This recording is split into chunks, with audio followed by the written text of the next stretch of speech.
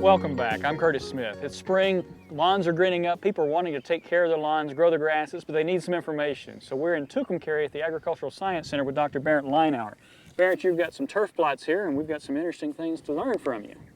That is correct, Curtis. Here we are at the turf plots in Tucumcari on the block with all the warm season grasses.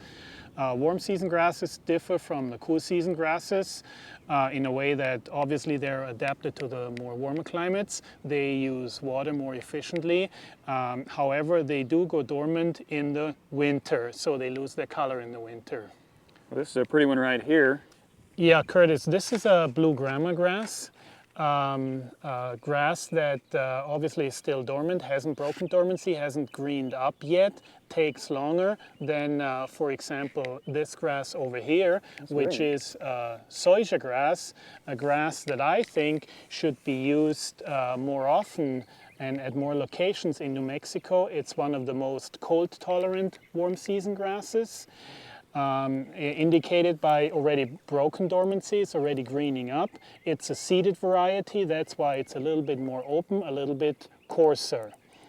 On the other side here to the left, we have a very cold-tolerant Bermudagrass, Gaiman, which is considered to be the most cold-tolerant. Also, just like Zopsiagrass, already broke dormancy, and I think is also a grass that can be used at many locations in New Mexico because of its cold tolerant, not affected by winter kill.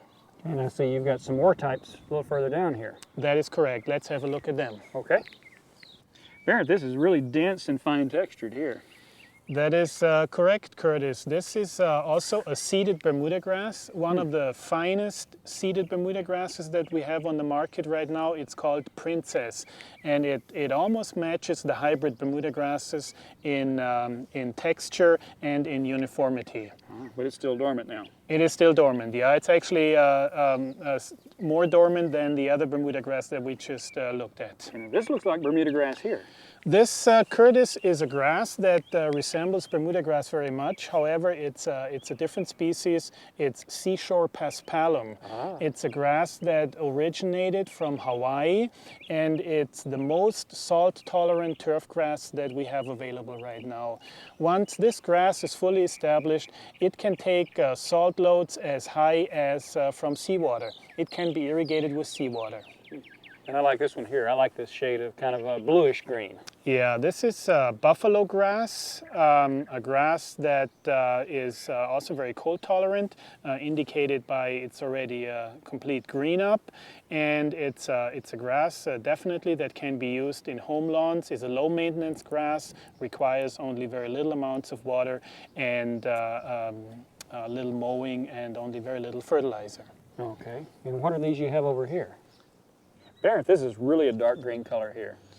Yeah, Curtis, here we're looking actually at 3 cool season grasses, and the reason why we included those cool season grasses with the warm season grasses is that those 3 cool season grasses are marketed as very low water use turf grasses and as very drought tolerant. So we want to find out how they compare to the warm season grasses when maintained like warm season grasses. And which one is this? This one is a tall fescue grass.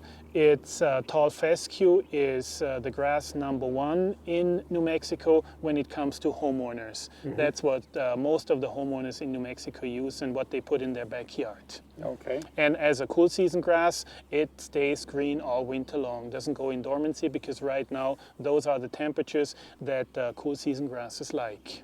And over here? Over here we have a new cool season grass that just made it on the market called Texas bluegrass. The name may be a little bit misleading here with the bluegrass. It's not a true bluegrass. It's actually a grass that comes out of the breeding program of Texas A&M University and supposedly is a very low water use turf grass. It's fine textured, I like that. Yeah, you're right. It's also very fine textured. And then over here? Over here we have another grass, another cool season grass that just made it on the market. It's a crested hairgrass, better known as turtle turf.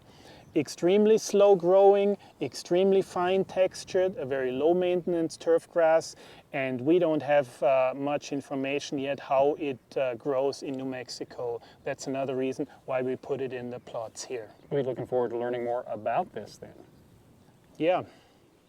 Barrett, these are a lot of interesting warm season grasses. Which one would you recommend for people to be growing in this part of the state?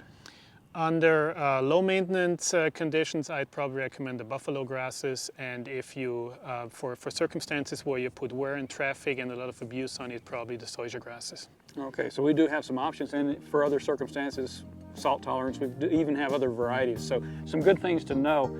We'll be back later in the show and we're going to learn about the cool season grasses being grown here at the Tucumcari Research Center too.